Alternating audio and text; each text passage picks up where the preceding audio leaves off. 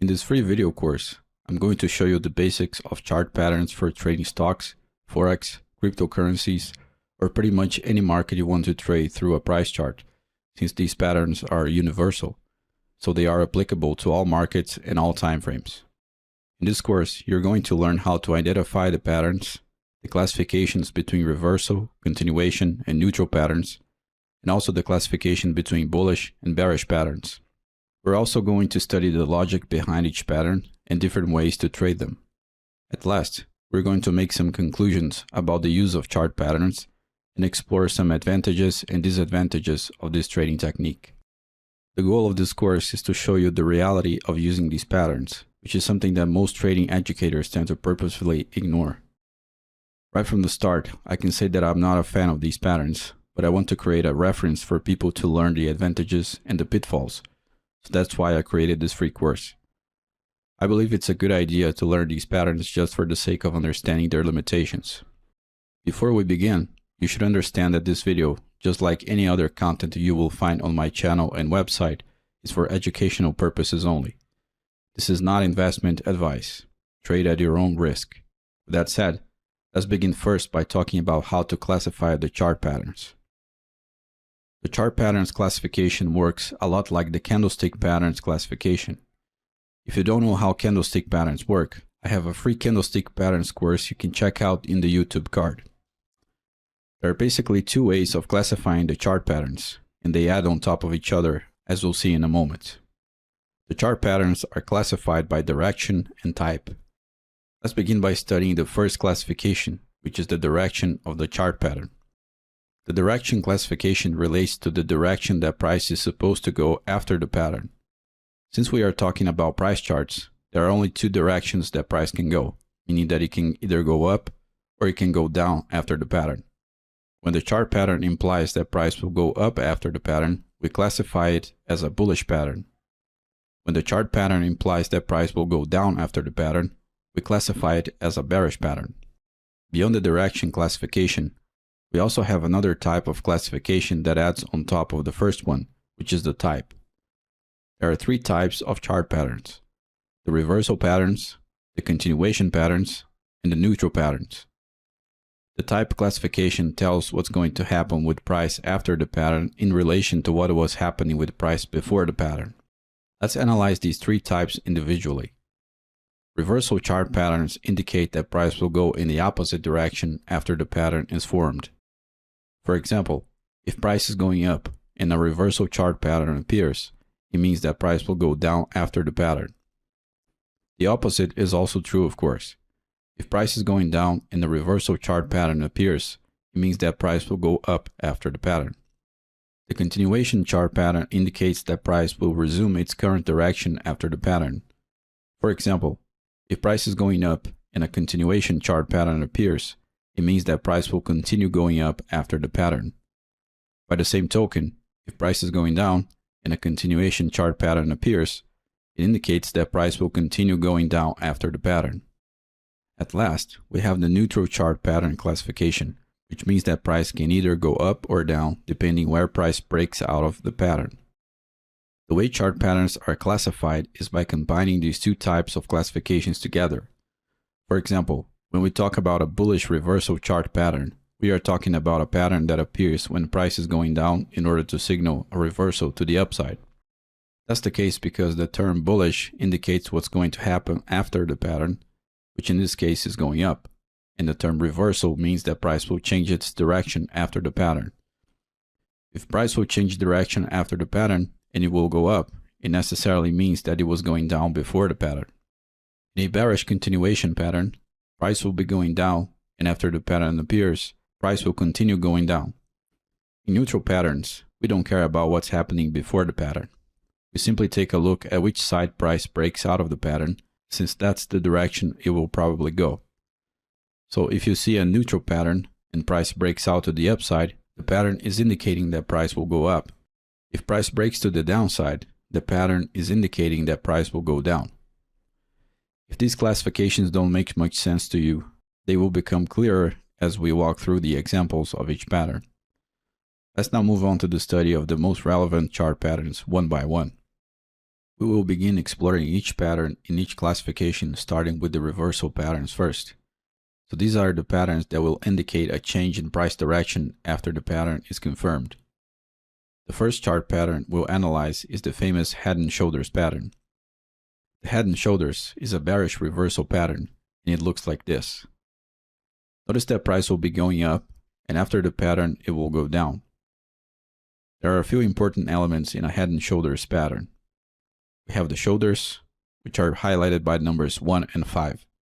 The head, which is highlighted by number 3, and the neckline, which is highlighted by the line connecting numbers 2 and 4. This chart pattern receives this name because the price action will resemble the shape of head and shoulders, which is something that makes it easier to remember and detect the pattern in real time. The logic behind the pattern is that price action will make a downward turn by failing to produce a higher high in number 5, meaning that price will reach a peak in number 3, and a failed attempt to surpass number 3 in number 5. All of this means that sellers are gaining power as buyers exhaust their energy. The important thing to pay attention when attempting to trade a head and shoulders is the neckline. This is the line that will tell you when price action breaks out of the pattern, therefore confirming it. And it's also the line that will tell you where to enter the market. The ideal way to trade a head and shoulders pattern is by letting price break below the neckline and wait for price to come back and retest this line. Some people attempt to enter a short trade as soon as price breaks down the neckline, but the problem with that is that you might enter in a much less precise point, so you'll end up taking more risk and a smaller potential return. As I said, the ideal situation is to wait for price to retrace back up to the neckline, and as price reaches the neckline, it's also important to check for signs that price is indeed respecting the neckline as a resistance. For example, if price comes back to the neckline, and as it reaches it, price creates some sort of bearish reversal candlestick pattern, you can think about going short. This is just one example, of course. There are thousands of different things that can happen if price comes back to the neckline to retest it. So in summary, there are mainly two ways of entering a trade using a head and shoulders pattern. You can wait for price to close below the neckline and use that to trigger a trade at market, which is a more dangerous entry, or you can wait for price to close below the neckline and come back to retest it, also observing how price reacts as it reaches the neckline. Beware that it's certainly possible that price closes below the neckline and then starts to rise again, completely disrespecting the neckline. That's why it's important to enter in the most precise place possible, as it will be less risky. Beyond the entry, you also need a logical stop loss placement and a logical target, and those will depend on the type of entry you choose. The logical stop loss order is above the high number 5 because as price breaks down the neckline, high number 5 will become a confirmed supply zone or a point where sellers confirm their power. If you don't know how supply and demand trading works, check out the Ultimate Beginner's Guide to Supply and Demand Trading in the YouTube card. This is the safest stop loss to use in a head and shoulders. Now you can begin understanding why waiting for price to retrace to the neckline is a better idea. It's because it will diminish the size of your stop. You can also put your stop above high number 3. As your stop loss size increases, your take profit target will have to increase proportionally as well. And the larger your take profit, the lower the chance that it will be hit. The general rule for the take profit target is that it needs to be at least 3 times as big as your stop. And that means you need to have the discipline to let price either hit the stop or the target. You cannot close the trade as soon as price goes into profit, as this type of thing will ruin your account in the long term. Some people talk about measuring movements to create targets, but that doesn't make any sense in my view. Another detail about the head and shoulders pattern is that the neckline might not always be horizontal. Sometimes it can be sloped to the upside or sloped to the downside. You have to be careful when that happens because you want to put your stop loss order above highs that confirm the power of sellers, meaning highs that precede lower lows. Next in line we have the reverse head and shoulders pattern, which works in a similar way to the standard head and shoulders. But the reverse version is a bullish reversal pattern, while the standard version is a bearish reversal pattern. The reverse head and shoulders pattern has the same configuration as the standard, but the pattern is upside down. We have a lower low followed by a higher low. The logic behind that is that sellers were able to create a low in number 3, but as they tried to create a lower low in number 5, they failed. The pattern is confirmed when price breaks above the neckline, which, as we already stated, can be horizontal or sloped, depending on where the previous highs and lows are located. The safer entry happens when price retraces back to the neckline after breaking above it, and the optimal and logical stop loss order is below number 5. That happens because as price breaks above the neckline, number 5 will become a confirmed demand zone, which will protect your stop loss order in most cases. Not always though. This confirmation of the demand zone might not happen if we are dealing with a reverse head and shoulders that has a downsloping neckline that is too steep. The target for the trade must be at least 3 times as big as the stop. You must maintain a risk-reward like that if you want to survive trading in the long term, but that's a subject for another course. Next in line, we have a bullish reversal pattern called double bottom, and as the name suggests, it's formed by 2 lows that sit in the same price level. It's a bullish reversal pattern, so price will be going down, and then a double bottom will appear to signal a reversal to the upside. The double bottom is confirmed when the breakout line that comes out of number 2 is broken to the upside. The logic behind this pattern lies once again in the simple mechanics of highs and lows in the chart. A double bottom means that there are 2 lows hitting the same level, and that means that the second low failed to go below the first one. This is a sign of weakness of the sellers because they were not able to surpass the last level they created themselves. If price is able to break above the high in between these 2 lows, it means that buyers are gaining power over the sellers. So not only did sellers fail to create a lower low, but buyers were able to break the last level where sellers came from. This breakout line is formed only by the high in between 2 lows, so it can only be a horizontal line. The ideal way to trade the double bottom pattern is to wait for price to break above the line and come back to retest it as support. Just like we saw previously, as price retraces back to the breakout line, you should observe if price reacts to the line. If it does, that's a moment to enter a long trade with a stop below number 1 and number 3. That's the logical stop loss order because as price breaks above the line, it confirms a demand zone in low number 3. So that zone will work as a cushion of protection for your stop. It doesn't always work, of course, but by using this logic, you can increase your chances of avoiding a stop loss. The target should be at least 3 times as big as the stop loss size. Once your stop and take profit targets are set, you should not move them at all. You need to wait for the market to either hit your stop or your target. Just like we have the double bottom as a bullish reversal pattern, we also have the double top as a bearish reversal pattern. This pattern is formed by 2 highs that sit in the same price level. It's a bearish reversal pattern, so price will be going up, and then a double top will appear to signal a reversal to the downside. The double top is confirmed when the breakout line that comes out of number 2 is broken to the downside. The logic behind this pattern lies once again in the simple mechanics of highs and lows in the chart. A double top means that there are 2 highs hitting the same level, and that means that the second high failed to go above the first one. This is a sign of weakness of the buyers because they were not able to surpass the last level they created themselves.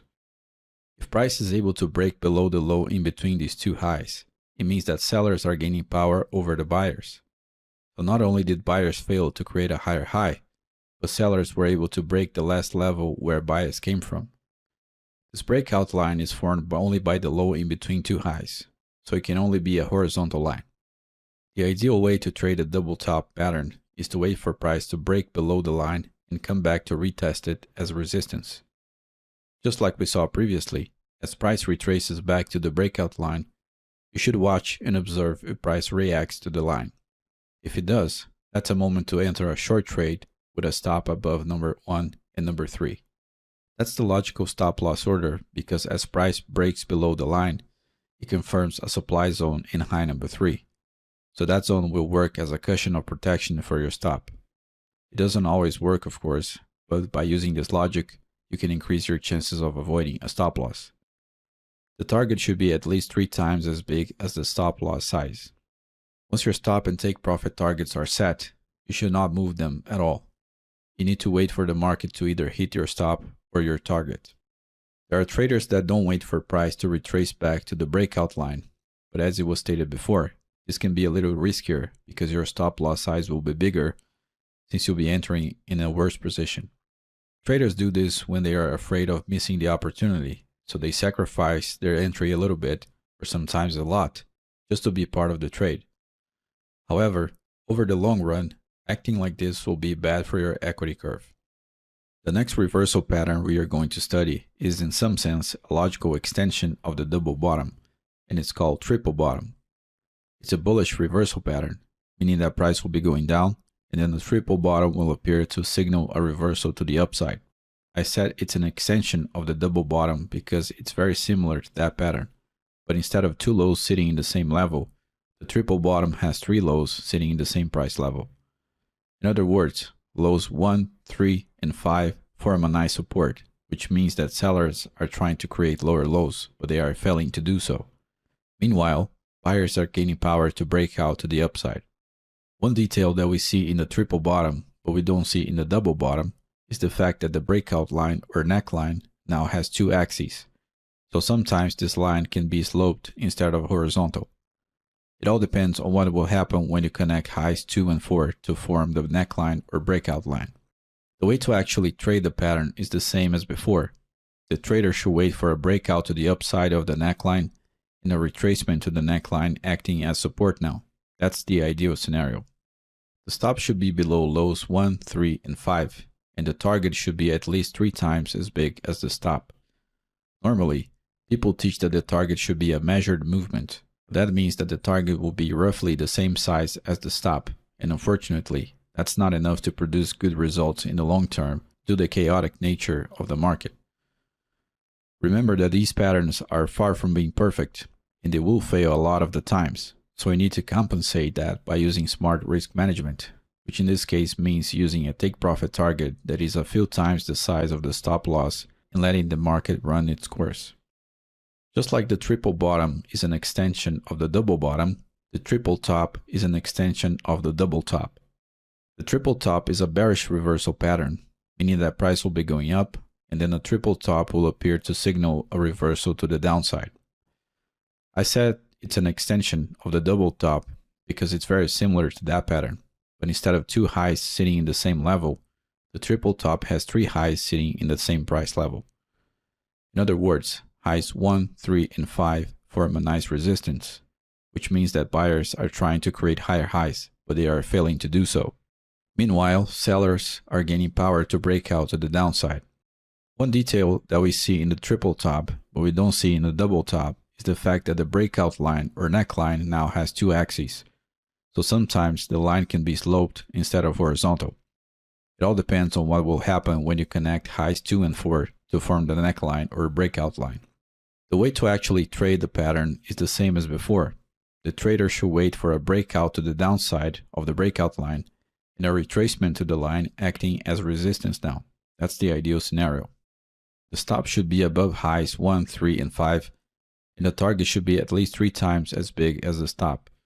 Normally, people teach that the target should be a measured movement, but that means that the target will be roughly the same size as the stop, and unfortunately, that's not enough to produce good results in the long term due to the chaotic nature of the market.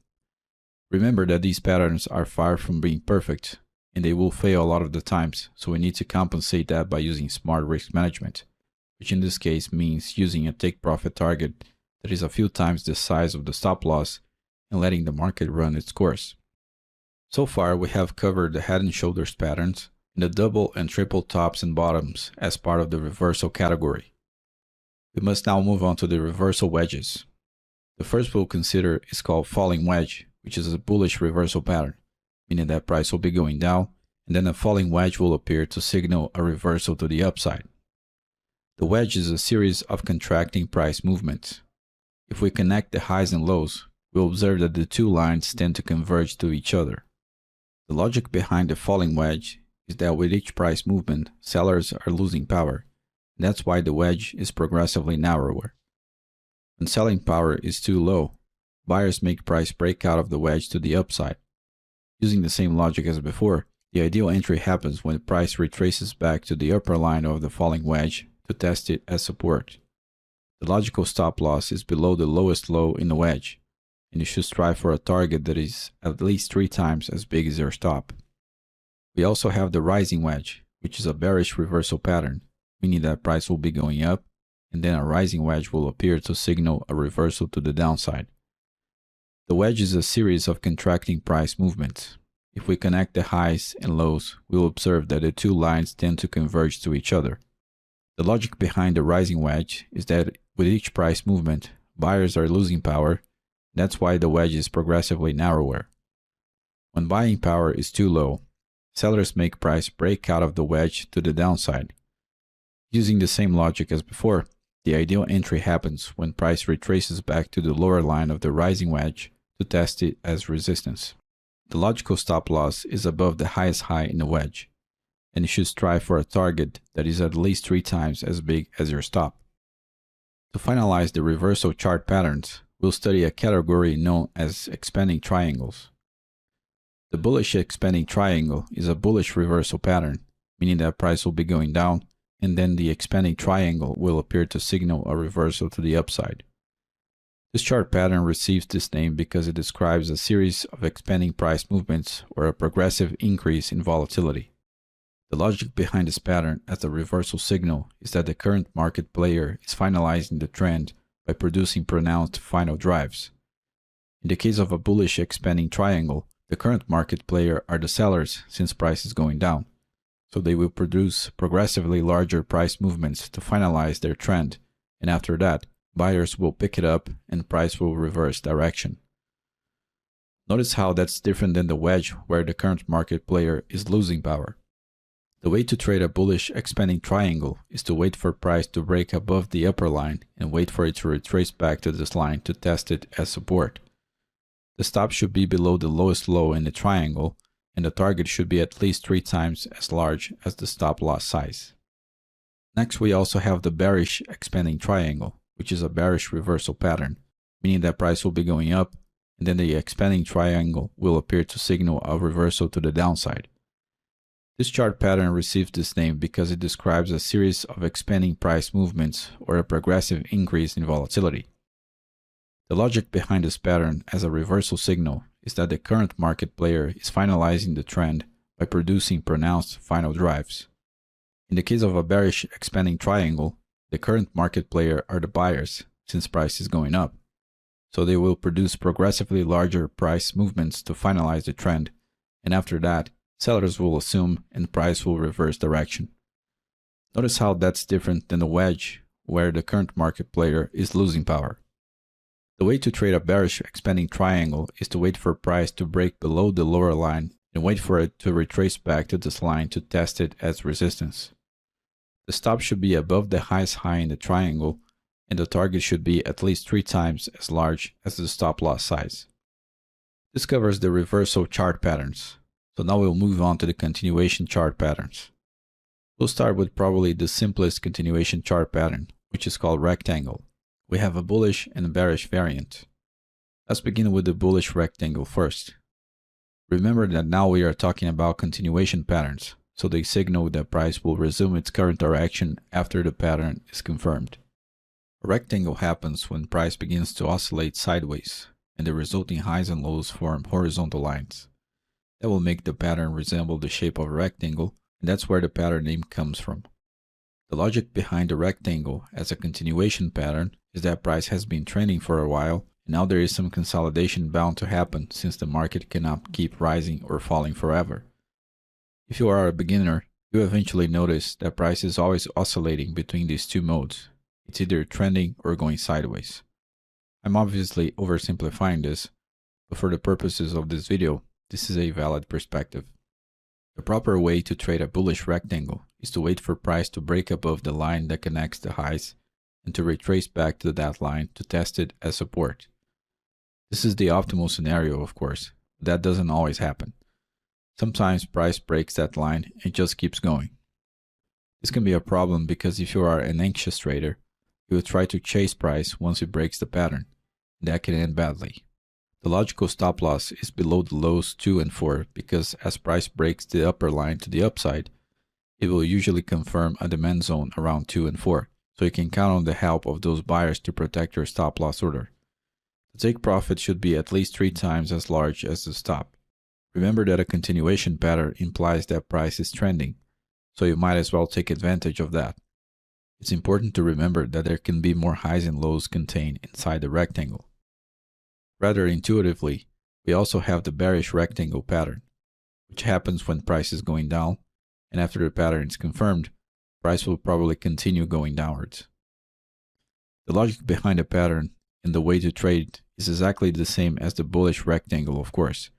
The only thing that changes is the side you're looking to trade. When price breaks below the line connecting the lows of the rectangle and retraces back to this line to test it as resistance, that's the time to open a short trade with a stop above highs 2 and 4. By the time price breaks below the lower line, it will usually confirm a supply zone around highs 2 and 4, so you can count on those sellers to help you. One of the problems you will find with these simple chart patterns is that price will oftentimes retrace much deeper and closer to the supply or demand zones, so you'll find that these patterns are actually a very inaccurate way of trading. This is why learning supply and demand trading is a better idea than following these simplistic patterns. Not always, of course, but for the most part, they are not the best way of trading at all. However, some people find it easier to look for these patterns instead of analyzing price in a more organic way.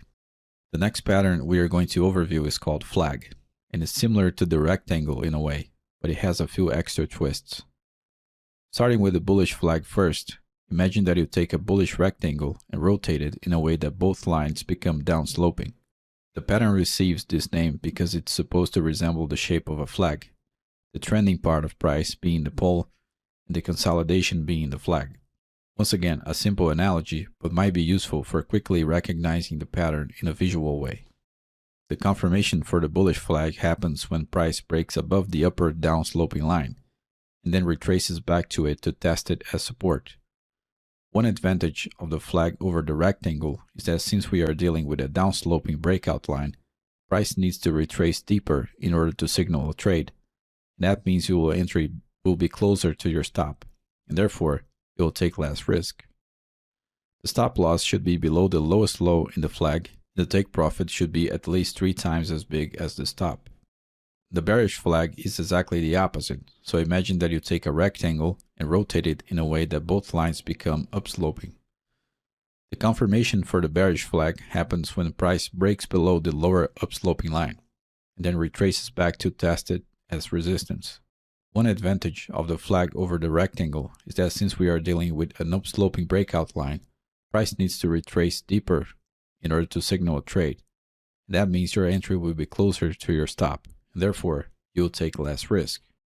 The stop loss should be above the highest high in the flag, and the take profit should be at least 3 times as big as the stop.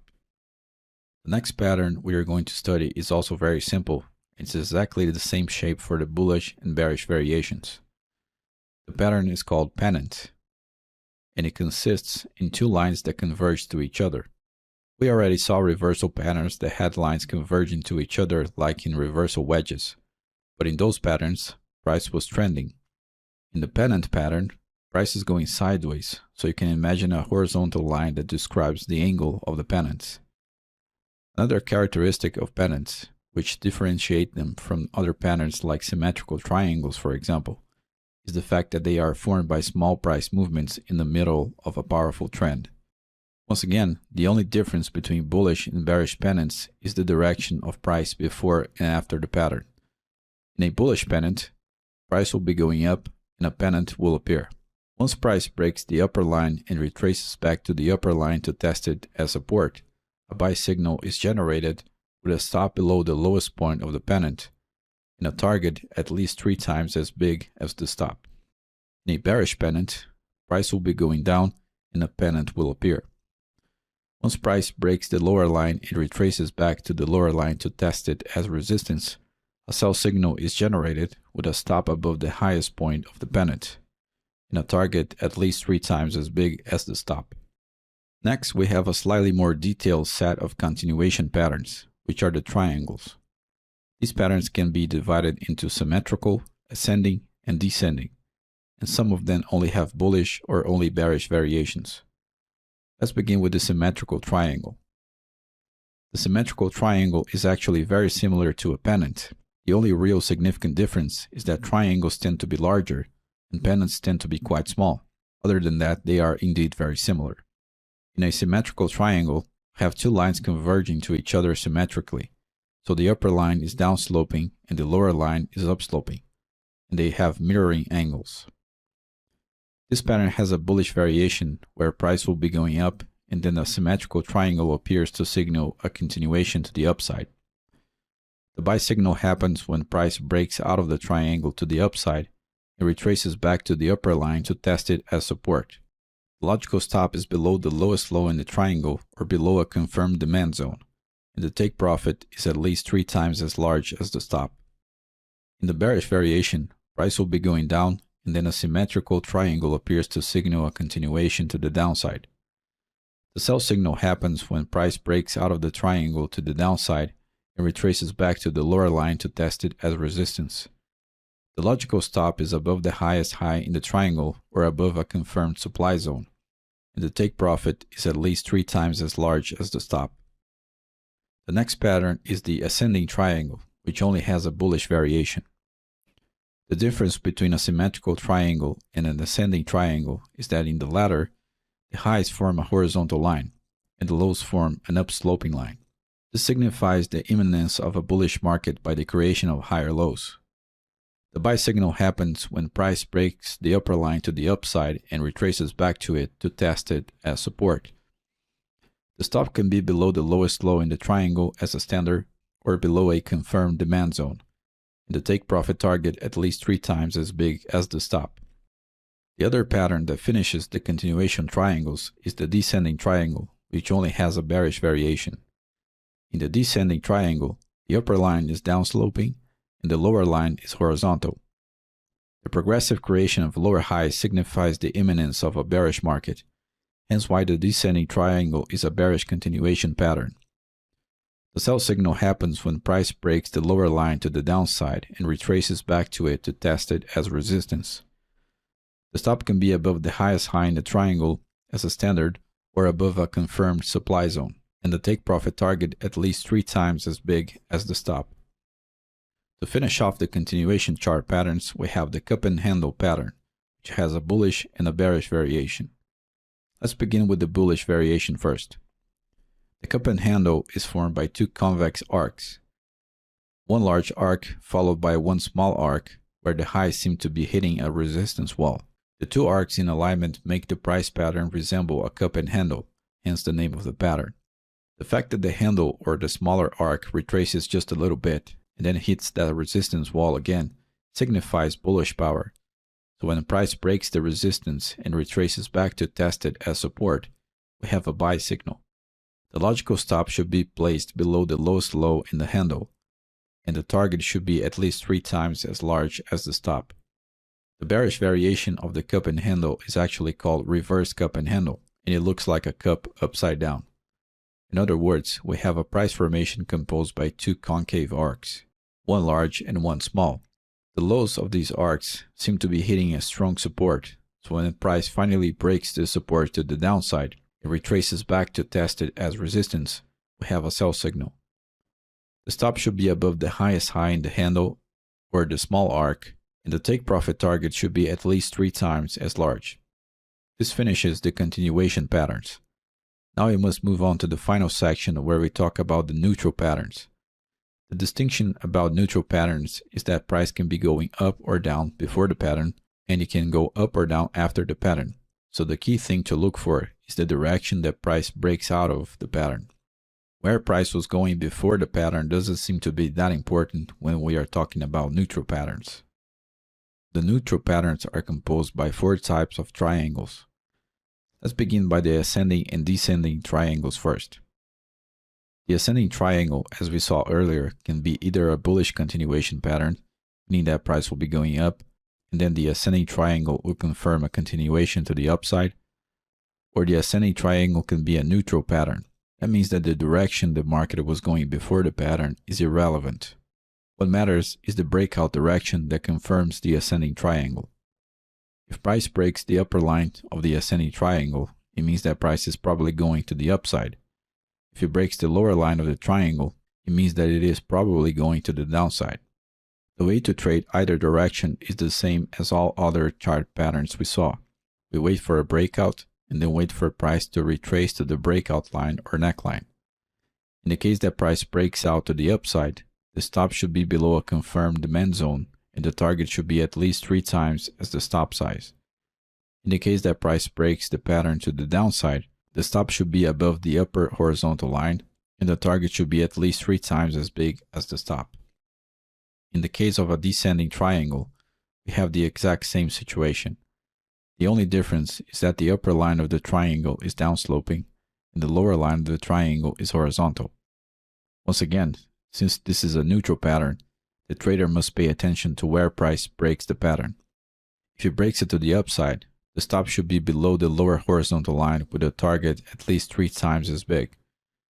If price breaks the pattern to the downside, the stop should be above a confirmed supply zone with a target at least 3 times as big. Following the exact same rationale once again, we have 2 other types of triangles that finish the category of neutral chart patterns. We have the symmetrical contracting triangle and the symmetrical expanding triangle. The only thing that changes between these neutral triangle patterns is the angle of the upper and lower lines. Beginning with the symmetrical contracting triangle, we have upper and lower lines that converge to each other, so this pattern implies a decrease in volatility. If price breaks to the upside, the stop should be below the lowest low in the triangle or in a confirmed demand zone. And if price breaks to the downside, the stop should be above the highest high in the triangle or in a confirmed supply zone.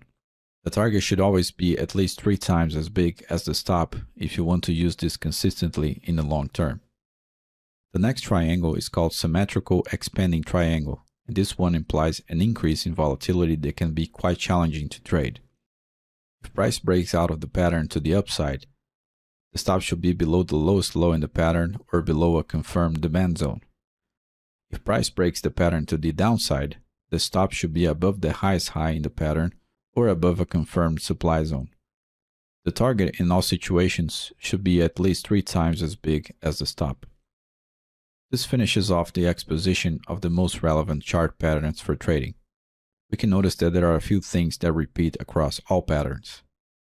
The first thing relates to the proper way of trading these patterns, which is to wait for price to break out of the pattern and then wait for price to retrace and test the line as support or resistance depending on which side of the line we are talking about.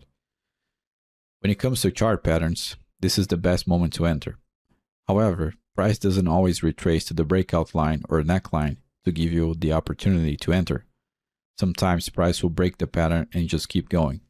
This is a problem because the more anxious traders will try to chase price without waiting for it to retrace to the proper entry point. This is part the need for action and part fear of missing out opportunities. The problem, however, is that if a trader chases prices like that, it necessarily needs to dramatically increase the distance between the entry point and the correct stop loss placement, and that implies that the target must be much larger if the trader wants to respect the correct risk management guidelines, which he or she definitely should. Another way of thinking about this is that if you don't wait for the correct entry point to occur, which doesn't always happen, you will be taking more risk than what's necessary, and your trade will have a lower probability of hitting the target. Some traders will try to bypass this problem by altering the stop loss placement, which is a dangerous idea. If you change the correct stop loss placement because you want to decrease your risk, you will end up increasing your risk in the end, because if you place your stop in the wrong place, you will not have the extra protection of buyers and sellers in the proper zones. So you will decrease your stop size, but at the same time, you will increase the probability that the stop gets triggered. All of this means that if you want to use chart patterns for trading, you will need to have the discipline to wait for the proper entry signal to appear. And that means sometimes you will need to see patterns developing in front of you, and you will need the discipline to let price go without trading because the proper entry signal didn't happen. All of this is just part of a dangerous psychological game that is difficult to master, but it is a subject for another course.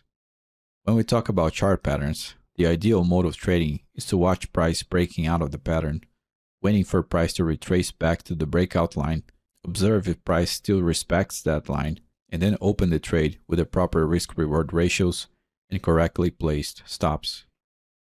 Let's talk a little bit about the advantages and disadvantages of trading chart patterns and the hidden dangers you should watch out for. Let's begin by listing the advantages and then observing some details about them. The only real advantage of chart patterns is their simplicity. They are easy to memorize, easy to spot on price when they happen in their textbook form, and they have a very straightforward way of trading. They also have a built-in logic that you don't need to understand necessarily. That's why you memorize a pattern in the first place. Since they are simple, chart patterns don't leave much room for subjectivity. As far as the list of advantages go, that's about it. When it comes to disadvantages though, the list is a lot longer. Let's begin first by becoming aware that chart patterns are not always that easy to spot, since they can appear almost perfectly or they can be disturbed by a great amount of market noise. The market is not perfect, so sometimes you will need to focus a lot to actually see the pattern forming. Another disadvantage is that chart patterns are not a precise way of trading even when you follow the correct rules of entry, stop, and target. By definition, they will show you a late entry that is better than what you find in technical indicators, but it's still far from the necessary level of precision you need in order to trade safely in the long term. The simplicity of not having to analyze price more carefully comes with the cost of imprecision. If you want to become truly precise, which is a necessity, you will need to learn more advanced techniques and more refined price analysis concepts. There is no way around that. Another big disadvantage is that sometimes the chart patterns will fool you.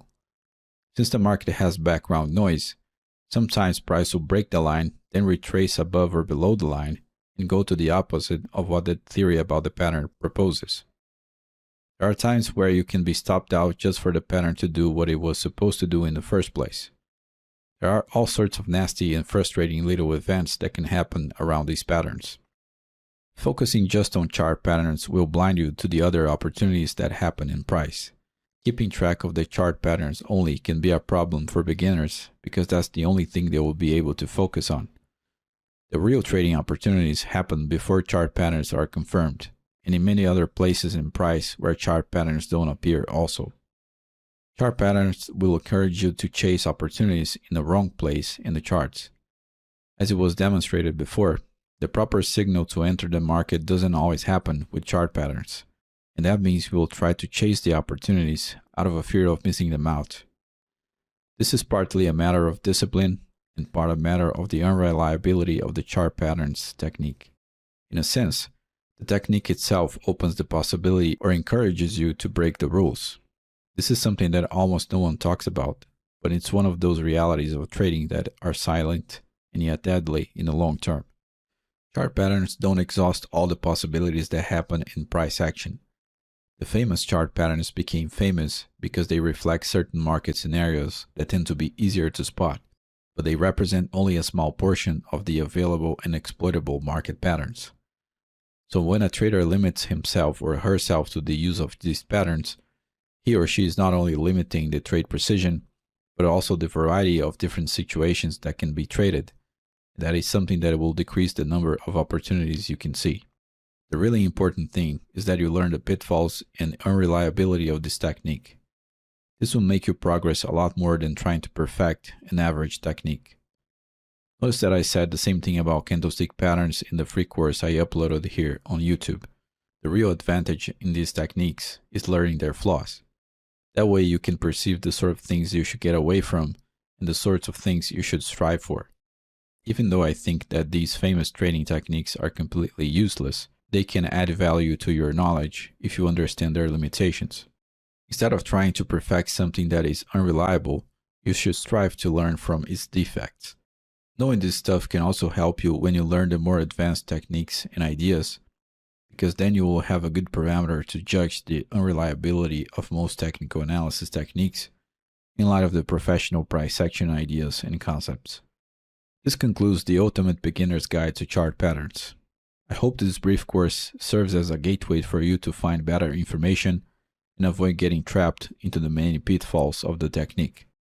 The purpose of the Ultimate Beginner's Guide series is precisely that, to show what the famous and superficial techniques are all about, and then show the bad side of them, what you should avoid, and what you should pursue. If you want to learn more about trading, I have a ton of free content on my YouTube channel. You can find some basic information and some advanced stuff as well. If you want to learn about my premium content, please visit my website fractalflowpro.com. There you will find a table of contents of my paid courses, verified YouTube testimonials, and more. If you like the material I produce, please consider clicking the like button, subscribing to the channel, activating the notifications button, sharing the video, and leaving your feedback below in the comment section.